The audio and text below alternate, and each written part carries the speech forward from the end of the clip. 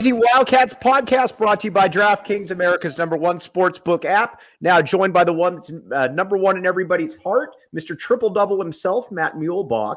Then John Schuster and Ben White live on assignment from Pauley Pavilion. All right, guys. This was a tough performance right here. Arizona started out really well, but honestly, and we're going to cede to the player here first, Matt. This was a performance that just looked like UCLA wanted this a lot more than the Cats did. Yeah, no question. First of all, this is an all-star lineup right here. This is nice to see the group here. This is sweet. But look, I think UCLA is a 1 seed. And, I played in Pauley Pavilion 4 times, lucky enough to win 3 of them. But, it's a hard place to play. You play a 1 seed at Pauley on senior day who's motivated. And I thought, you may be looking at the best defense in America. And look, I'll just say what happened. They bullied us. They bullied Arizona. It's tough when you play there, and it's tough when they play that hard and they play that physical. I thought last year that's exactly what UCLA did to Arizona. Arizona could combat that, or they did combat it in Tucson. They combated that in the Pac-12 tournament. The one difference Arizona had last year, of course, they had 3 different players. They had 3 pros on their team that aren't there anymore. But the main guy was Ben Mathurin. And when you get bullied like that, when they're so physical, I remember when I was playing, we had Sean Elliott. And Sean Elliott could just get the ball. He would break down defenses. And you think when you have a team that's that physical like UCLA, you've got to have guys that can break the defense down. And Arizona doesn't necessarily have that type of personnel. They play a lot of high-low stuff. They play a lot of off-screen stuff. They don't have the guy like Mathurin that can just physically and athletically take over a game. But like I said, hey, give UCLA credit. That's a number 1 seed we just saw on TV playing against the Wildcats.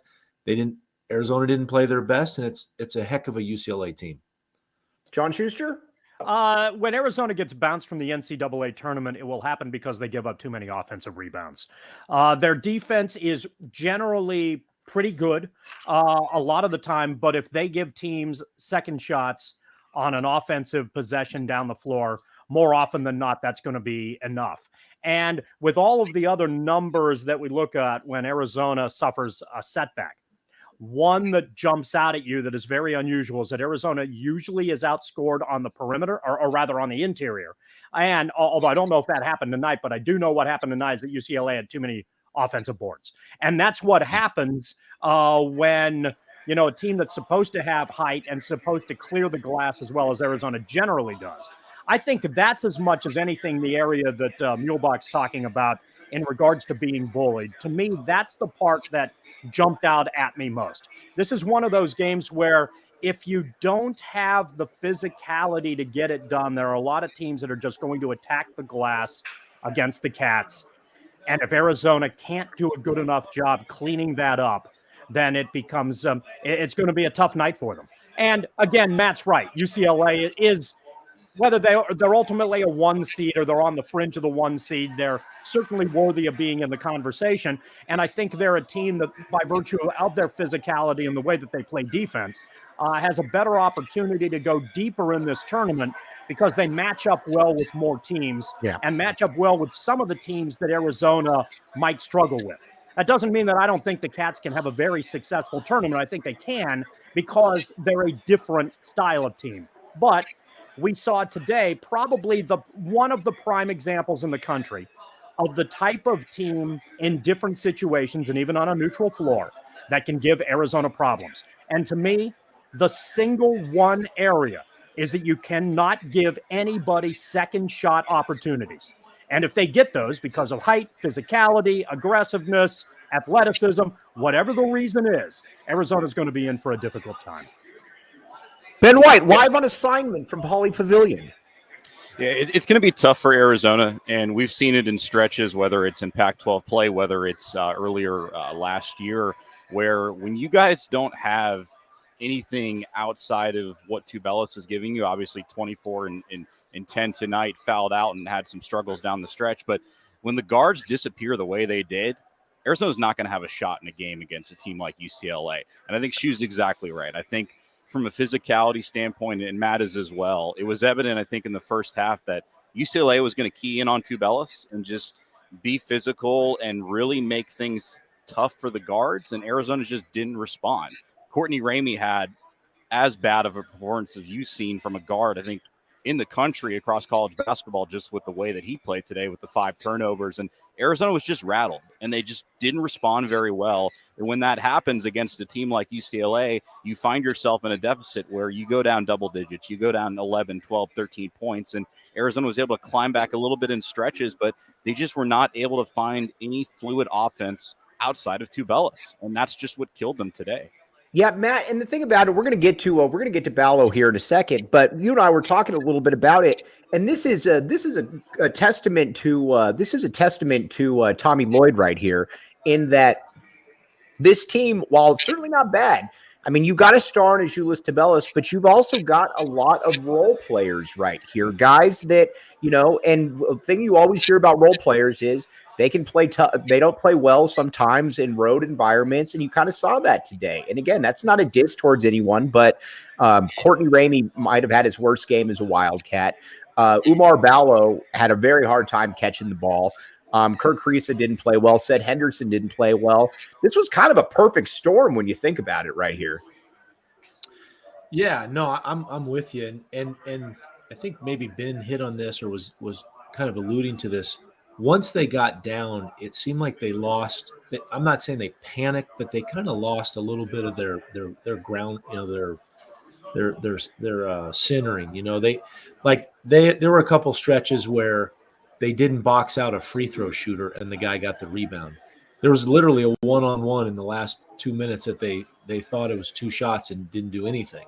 I thought the one, you know, and for a team like them, look, they don't have 3 first-round NBA players. They don't have 3 or 4 NBA players on this team. They've got to do everything really well, which they've done. And I'll say this, Tommy Lloyd will not get the credit this year for what he has done with this team. On paper, this is a top 20 team, you know, no question. A lot of good players, like you said, Mike. I think there's some incredible, maybe between stars and role player type players, but Tommy Lloyd has turned this team into a top 10 team. And, you know, he's done a pretty magical job. However, like I said, in this game on the road, a couple things they missed. You can't help off of David Singleton. David Singleton is the best shooter in the conference, the number 1 shooter in the conference. And one of the best in UCLA history. He's an unbelievable shooter. I saw at least 5 examples where Arizona players helped on the strong side. And it's like, if Tyger's beating the point guard, you're going to take that all day long to have Tyger make a tough 2 running into the lane, other than helping off of Singleton to give him a pretty, I wouldn't say wide, you know, pretty wide open 3. Those were mental mistakes. Those are mistakes you can't make on the road for this team playing such a great UCLA team. So, you know, I think there's some great, in a way, for me, I've always loved teams that lose games late in the season, because I think it's a great way to kind of get yourself grounded, get back to the film room, remind you of what you need to do, sort of get back to the details of things. And I thought, like I said, when Arizona got down, I think they lost track of the details a little bit. And that was one reason, even though, like you said, Ben, they kind of crawled their way back a couple times, but they really couldn't get back because, hey, back to Shu's point, didn't box out at times. You know, we're kind of, you know, weren't tough enough with the ball. UCLA was reaching on every other play, if not every play. So a bunch of details. I think Tommy is such an incredible coach. Arizona has a way of responding to losses. Tommy's been amazing at their response to losses. Look what they did to USC the other night. And USC is a very good team. So I think in the long run, hey, this will help Arizona. And what you hope if you're an Arizona fan is they get a good matchup in the tournament. That's really the key from here on out.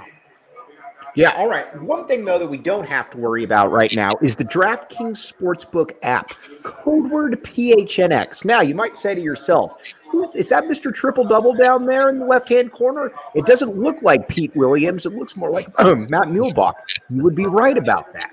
Matt Mule, now let's just say that if you wanted to bet on somebody that could put together a triple-double, let's say in the NBA or college, you would go to the DraftKings Sportsbook app, code word PHNX, or bet on an NBA game and put down $5, and you could get up to $200 in free plays. Give you an example.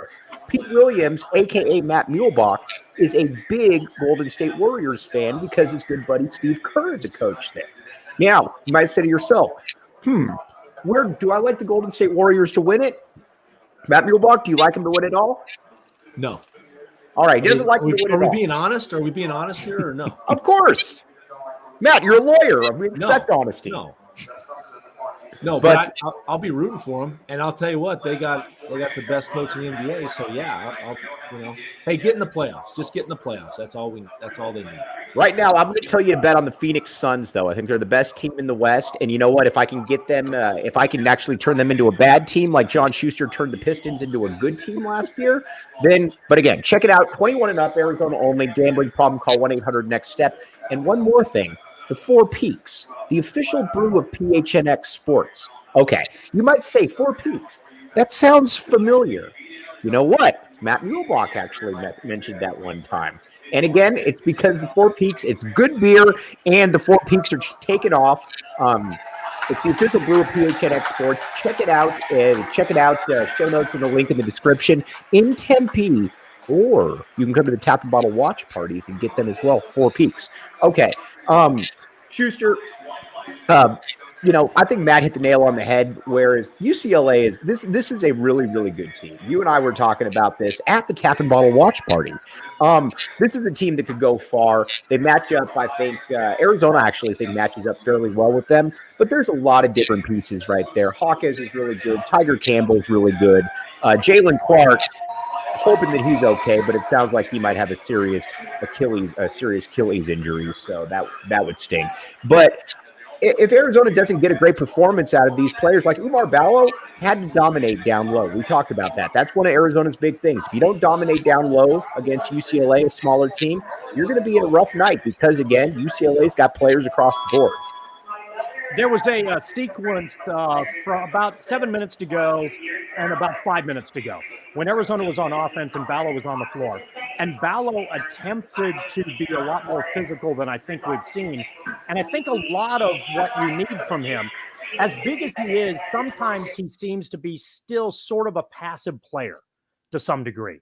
And I think there's an odd amount of finesse, even for someone who's 7 foot and 260 or whatever Ballo is. Takes up a lot of space, can get some decent looks. But there were a couple sequences. By this time, Arizona was playing catch up and was down about 8 to double figures pretty much throughout and just trying to get back into the game. But they passed it to Ballo, and Ballo went aggressive to the rack trying to dunk it. It seems to me that that's the style of play that would benefit him a little bit more when teams have that kind of style that just swarms a little bit. Screw you. I'm the biggest guy on the floor. Give me the ball. I'm going to the rack. And even if I shoot 57% from the foul line, you're going to pick up a foul. And we're going to dictate something physically on the inside. There are a lot of, we've known this all year long. There are a lot of issues that this Arizona team has. And Muehlbach is right in regards to what it is that Lloyd has been able to do to make Arizona viable and to give Arizona a favorable seed come NCAA tournament time. Given what they lost, it's impressive that up until tonight, we were talking about the realistic possibility that Arizona could be a 1 seed. Right. And even despite tonight, there's a realistic possibility that Arizona is going to be a 2. The problem for Arizona, or the unfortunate aspect of that, is that they don't play in the West, and they're not going to have the opportunity with the fan base that maybe could bolster them a little bit in some friendlier arenas. So they're going to have to work a little bit harder as a result, certainly, of this setback tonight. If you want to talk about a nail in the coffin in terms of the way that the tournament's going to set up, any chance that Arizona had of staying in the West, I think, was sealed tonight when UCLA got the W. Which means that you're just going to have to go in another direction to make something work.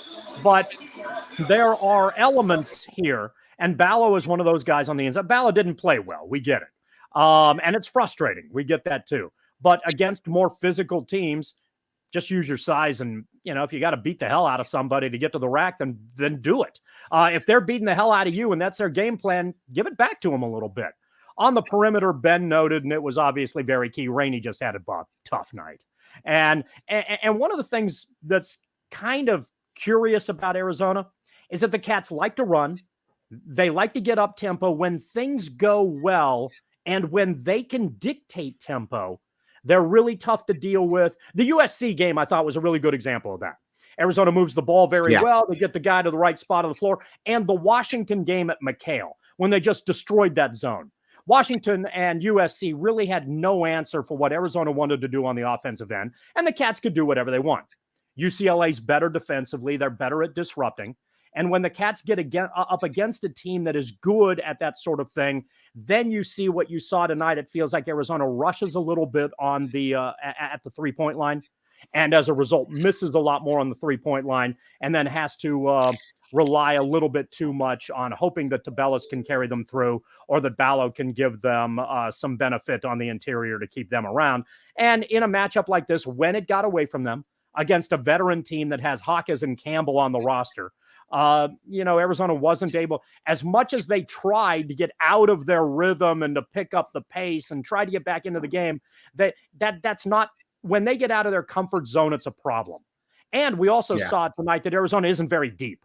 So when they are in a position where they have to press and have to get a little bit more desperate, that's just not their style, and it's going to be difficult for them to force enough turnovers to get back into the game. And that's where you miss Terry, you miss Mathurin, you miss Koloko, who were guys who could do things that would force turnovers in certain situations, and you could score easy buckets. Arizona this year scores a lot more easy buckets in the half court when things are going well. But when they get disrupted a little bit, then the offense clearly doesn't flow as effectively. For most, what was it in the end? Arizona scored a respectable somewhere in the 70s, but that number was a lot better than what Arizona was through most of the end of the first half and most of the second half. This felt like a 50. This felt like a mid-50s type offense. And they were in the mid-50s and low 60s for a long period of time until things sort of opened up a little bit, but they really couldn't close the gap. Ben, what was the energy like there? Like, because again, Pauley generally gets a bad rap, deservedly so, because they don't show up. But I'll tell you what, just watching the TV, there were two things that I noticed. That every time the basketball hit the rim, you could hear it. Second of all, the crowd right there looked fantastic.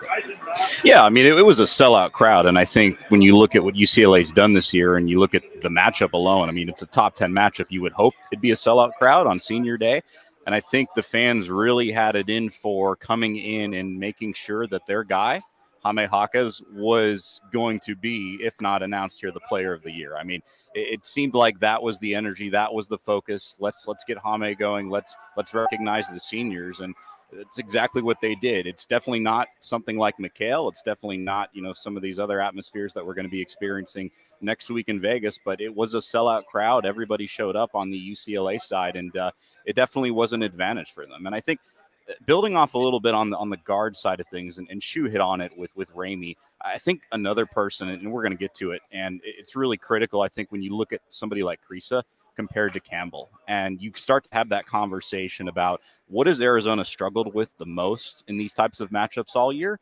It's experience, right? When you go up against a team like UCLA that has the 3-4 year players that they have the talent, they have the depth, and you kind of piece that together with Tubelis on the Arizona side, we start to have this conversation about somebody like Kriisa isn't really in that same conversation as Tyger Campbell, isn't really in that same conversation with top guards in the country. So you start to wonder if Arizona gets up against experience and athleticism, the two things that have given them trouble in spurts this year, obviously against Houston last year. I think that's the bigger conversation moving into the Pac-12 tournament and the NCAA tournament. Is this a fluke performance, or is this something that's very much a valid concern? I think I expected UCLA to win tonight. I just didn't expect Arizona to get punked the way they did physically, and that's got to be the most concerning thing there, Matt. I want to get to this. I want to get to this question right here because it kind of feeds right into what Ben was talking about with Matt. But two things: got to pay the bills, though. Mountain Mike's Pizza. Now, you might say to yourself, who's Mountain Mike? I am not Mountain Mike. Oracle and Wetmore. Check it out right there. Matt Muehlbach strikes me as a guy that likes pizza. Is this true? Oh, yeah.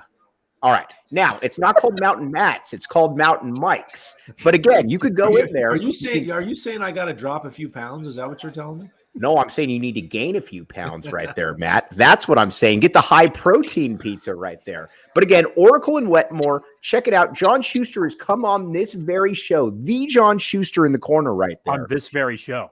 With a Mountain Mike's pizza cup, as has William Brad Alice as well. But again, Oracle and Wetmore, check it out. Very, very good stuff. Matt Muehlbach does not need to gain or lose weight. Matt Muehlbach needs to gain weight. Mountain Mike's Pizza can help you out right there. And Tap and Bottle. The Tap and Bottle watch parties. Now, guess who showed up? This is actually true. I was watching the first half at Tap and Bottle downtown, drinking some Four Peaks or some water as well. Guess who showed up and sat behind me for about 15 minutes, never told me that he was behind me, was just listening to me talk to my buddies? This man right here, John Schuster. I looked around and John Schuster was right there, but it's a good environment. It's a lot of fun. Tap and Bottle, the Tap and Bottle watch parties. Check out the show notes and the link in the description. Okay, back to hoops. Matt, question for the panel, and Sean always comes with some really good questions. UCLA is a top 5 team, absolutely, but it seemed like this was just their night. Senior night, last game of the year, role players going crazy. How do you think this game plays out on a neutral court? I think that's a great point. And if you remember last year, same exact thing happened, right? Arizona loses at Pauley to start. Then they were a little more physical, had the home crowd in McHale, and then it came down to that neutral court in Vegas. And I thought Arizona was as good or a better team than UCLA last year. Right. If I'm being honest, look, I think UCLA is a little bit better than Arizona this year. I would love to see it happen again. So now you have the rubber match, right? Both teams win at home, play at T-Mobile for the championship and see what happens. And I think we'd get to that question right there. I think we get a better read of each team. So I think obviously the neutral court does exactly what it says there. It makes it more neutral. I mean, look, refs are human. They go with the crowd. The crowd gets it going.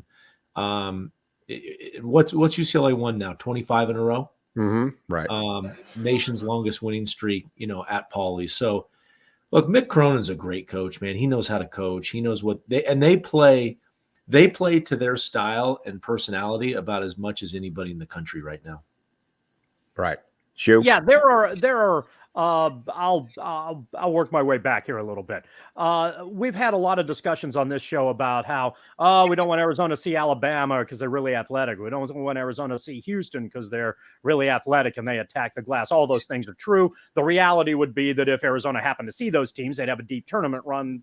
That's not bad. But those same teams, I think, would have real problems with UCLA. Mm-hmm. I think UCLA is the type of team defensively and physically and from a veteran standpoint that can really be problematic for teams like that. So I think there are more teams out there in the tournament that UCLA matches up favorably with or competitively with than Arizona does. However, one of those teams is not Arizona. I think Arizona's size on the inside can still be a problem for UCLA on a neutral court. And it's very much a style sort of situation. If UCLA, like it did tonight, dominates physically and takes and gets second shot opportunities on the offensive glass, they're probably going to win. If Arizona controls the inside and has more comfortable shots from the perimeter, I think Arizona wins a rematch. So it sets up a very interesting game. If it were to happen, I think it's ultimately a game that may determine seeding more for Arizona than UCLA, but most of that's out of the way, and I think it's just going to be a game that has the potential to be very entertaining, and they're the two best teams in the conference. You'd like to see them play one more time. As in control, I don't want to say decisive per se, but as in control as UCLA turned this game at about the 10-minute mark and then took it from there, Arizona did largely the same thing here in the matchup in McHale. So as Matt noted, last year it's very similar. They were very effective doing what it is they do well on their home court, and now we'll find out who's better if the matchup gets to happen. I think a lot of us would like to see it. But I think Arizona absolutely has a chance in that rematch. Although generally speaking, I'd probably agree with Matt that I think UCLA is better in that they match up more favorably with more teams. And I think as a result of that, they have a chance to make a deeper run. You know, one thing, Ben, I got to give a lot of, I want to get your take on this. I got to give Tyger Campbell, and I put this out on Twitter. And again, I'm not saying that he's as good as Mike Bibby. That's not what I'm saying. He's not in the same league as Mike Bibby, but Schuster and I were talking about this. The way that he controls a game, though, you can look at the stat line and it's 15 points, 5 rebounds. But Ben, watching him there, to me, did it just appear that he was kind of controlling this game, even though he wasn't putting up massive numbers? Yeah, I mean, I think as good as Jaquez is and as good as UCLA can play on the inside, I think he is the engine to that offense. I mean, he's in command the entire time out on the court, and he's somebody who's obviously been around a long time. And when you're going up in a matchup, a top 10 matchup, last regular season game of the year, you know, heading into March, it's kind of the right time, right place where that experience just all comes together and clicks. I thought he is terrific, and he's one of those guys offensively. He's efficient as they come from a shooting perspective, from a scoring perspective. He knows how to get the ball inside. Defensively, I think there's some work to be done. And if Jalen Clark is really going to be out significant amounts of time because of injury, that's something that UCLA has to be concerned about. But he's as good as a guard as there is in college hoops this year. He really is. Yeah, you know, I was going to say, I agree with that, Ben. There was a play late in the game where somehow I think it was Henderson or Tyger got switched to Henderson. Henderson had it on the left wing. So he tried to back him down. And Henderson's actually a really good post-up player. It's one thing he does kind of, you know, secretly well that people don't know. He's very good in the block. And Tyger just like pushed him out. And Henderson was trying to get into the lane, and he ended up shooting like a fadeaway kind of 12-footer. And I thought, man, that's just like a lot of people wouldn't know like how good that was, like how incredibly impressive for a guy that's, you know, what is he, 6 feet, to do that. And just that's what they do. That's their team. You know, UCLA is weird to me because Steve Alford recruited at a very, very high level, obviously. But as an Arizona fan, I never really feared Steve Alford's teams, even when he was throwing out Lonzo Ball and a bunch of different NBA players. Mick Cronin, I think a lot of people rolled their eyes at the hire of him. He was a big time hire for UCLA there, Matt, because I mean, he's got players, but more so than anything, they're not an easy out. UCLA does not get pushed around anymore. And under Steve Alford, they got pushed around a lot. Yeah, no, that's a really good point. Cronin, I'll tell you what, Cronin, man, and you go back, look at what he did at Cincinnati and how those guys played. We talk about bully ball and, you know, playing physical. And so he did it there without the players that he has at UCLA. Now he has pros on his team, and he's doing the same thing. And, you know, I'll tell you what, he's a really interesting guy too. I think he wins the press conference every year, the after the game press conferences. He's hilarious. And he's actually a super cool guy, like off the court. You see him on the court, man. And not that any of these coaches aren't intense, but he raises it a couple levels just watching him over there. But off the court, man, he's a really good dude. Funny, really smart, fun to talk to. I saw him in San Diego at the track this summer. He's hilarious. And just a cool guy, man. He's a really cool dude. And I understand, you know, because you see him and I think you say, man, it'd be tough to play for him because he's so hard on his guys. But I can see why guys stay there. I can see why they, you know, nobody transferred out of UCLA. They were like the only Power 5, I think, conference did not have a transfer because nobody left. Right. And I understand why, because I think, you know, I think his players know that he has their back.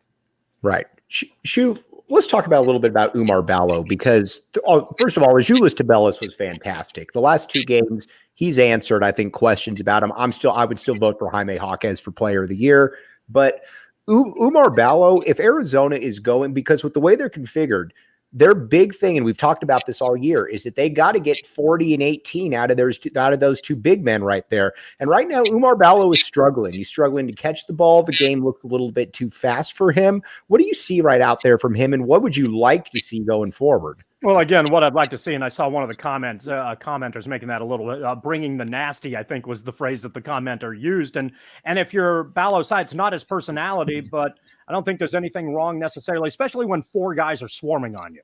You know, Ballo is often effective in sort of a finesse capacity. He's big enough to get to the spots on the floor that he wants to, and then he's got pretty good touch. And he makes a nice hook here and a good, gets a fairly open 8-footer that works its way in.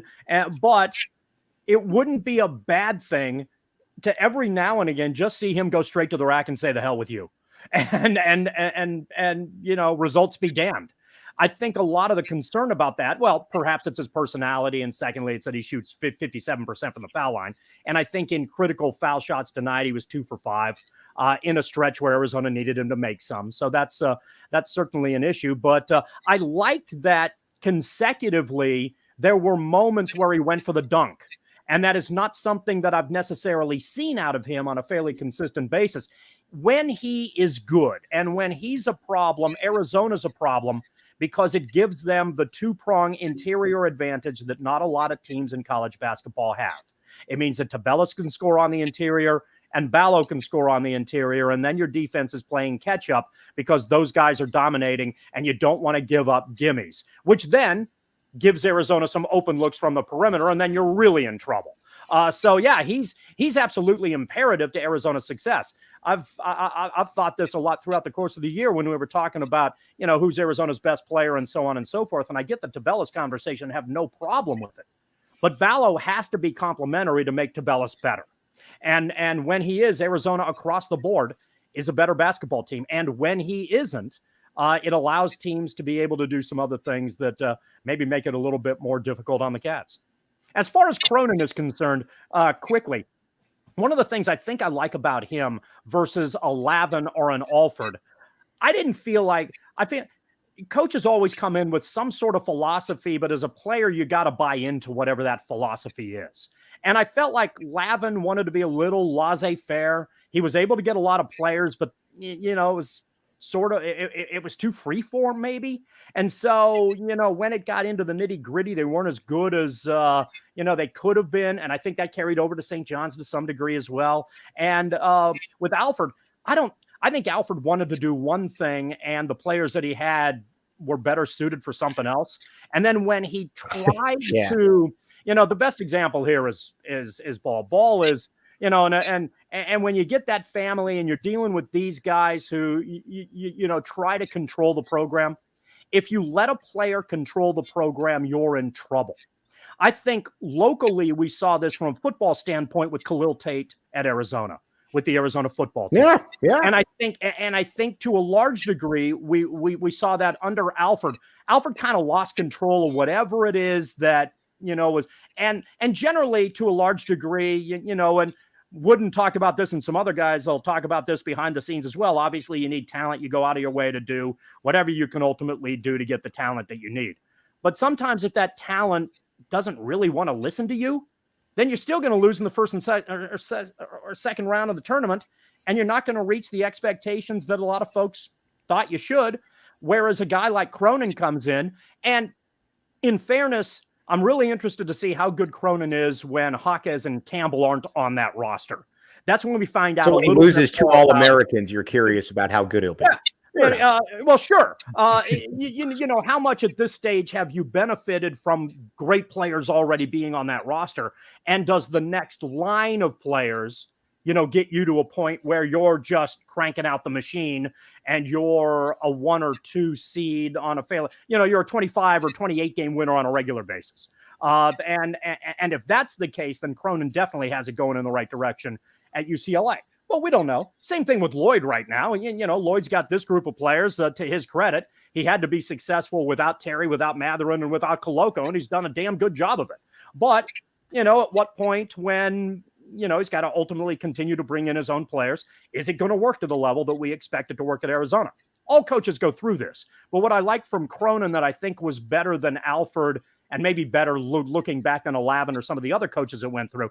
I feel like Cronin has an identity that the players are willing to buy into. And if you get that combination in addition to, hey, by the way, you want to play at UCLA, then you probably have a chance to be pretty good. Ben, let me ask you this. You were talking, we're big fan, Matt Muehlbach, I don't know if you know this or not, but we're big fans of the Del Taco cheeseburger here on the postgame show. Now, Ben White, did you bring our friend Bruce Pascoe a Del Taco cheeseburger like you promised you would on Media Row? I did not, because Ben White was running late in LA traffic. But in Vegas, I assure you, Bruce will be eating Del Taco with us. Wait, Del Taco has a cheeseburger? Matt, they are some of the best cheeseburgers you will ever come across. I don't eat any of the is Hispanic food, or is that the term? I don't eat any of the traditional Del Taco, but you've got to get the cheeseburgers at Del Taco. They are absolutely fantastic. That's the only thing you should get at Del Taco. That is. No, I'm telling you, Matt, you need to get, I'll bring you, because the great Matt Muehlbach is going to be up in Las Vegas. I will bring you Del Taco on the set right there. The cheeseburgers, you will not be disappointed. I will be waiting for that. I will be waiting for that cheeseburger. Yeah, no, you're gonna get that cheeseburger right there. But let's talk a little bit about Kylan Bosewell right there, because again, there were some good things that came out of this game. But first, got to pay the last of the bills right here. Circle K, a new endorser of the PHNX Wildcats. We're going big, and that's what we're going to do here. I still have to read this one a little bit because I'm new to it. Here's the deal. You can get, we're so excited to partner with our friends at Circle K. Check out your local Circle K for the best coffee, beer, and snack, and premium gas. Now, you might say to yourself, Circle K, what could you get? What could you get at Circle K? You can get food. I don't know if you can get cheeseburgers, but you can get donuts. You can get delicacies. Guess what? You can also lottery get tickets and gas, like I did today. At Circle K. There you go. And you know what? And there's Circle K's everywhere. Let's just say that you like hanging around Grant and Oracle. I don't know why you would, but there is a Circle K right there. There is. Right. Or you could go to the north side and go to Circle K as well. But again, we're excited to partner with our friends at Circle K. To kick things off, we've teamed up with an amazing giveaway. Listen to this. Text PHNX to 31310 for an opportunity to win a $500 gas card. See show notes for details. Maybe you're like Matt Muehlbach and you got a lot of different things going on. You know, you got kids doing sports. You're a lawyer. You got Pac-12 stuff. You're always at Circle K and you're saying, man, I could really use some gas money. Check it out. Put that in there right there. Circle K. And one last one. We're going to get to Kylan Bosewell. Illegal Pete's. Now, all the cool kids hang out at Illegal Pete's. We made that clear. Go down to University right there. Great food, great drink, great scenery much of the time. Now, again, the three of us on the corners right here are probably a little too old to go to Illegal Pete's. You might think, no, you're never too old to go to Illegal Pete's. Go there, get food, get drink, you got nachos, and again, go there and have your eyes ready because, again, it's a fun place to go. I've been there with Ben White before when he has been doing work, as the kids would say. So, again, Illegal Pete's. All right, now let's check it out. All right, let's talk Kylan Bosewell right here. This kid's special. I'll be honest with you. I was wrong. I was wrong about him. I remember texting Matt, and Matt never fell into this trap. I fell into this trap because I was like, man, I don't know. There's something a little askew, kind of looks like a fullback. Didn't look next level really at anything. But man, this kid, the more he plays, the better he gets. And I'm excited to see him next year get 30, 35 minutes a game there, Ben, than Matt. Yeah, it's going to be awesome watching him run this offense next year. I mean, he is the clear-cut favorite and should be doing that next year. But, I mean, what he's done in terms of this year, I mean, he's a guy who I think you talk about spot-up shooting, you talk about scoring, but on the defensive end, just being aggressive, he's as aggressive as they get. I mean, he's a great, ball handler. He's a guy who he's not the tallest, but he does have enough length, I think, to make things happen on the defensive end. And when Arizona's kind of found itself in stitches where they're not able to score, they need somebody to step up.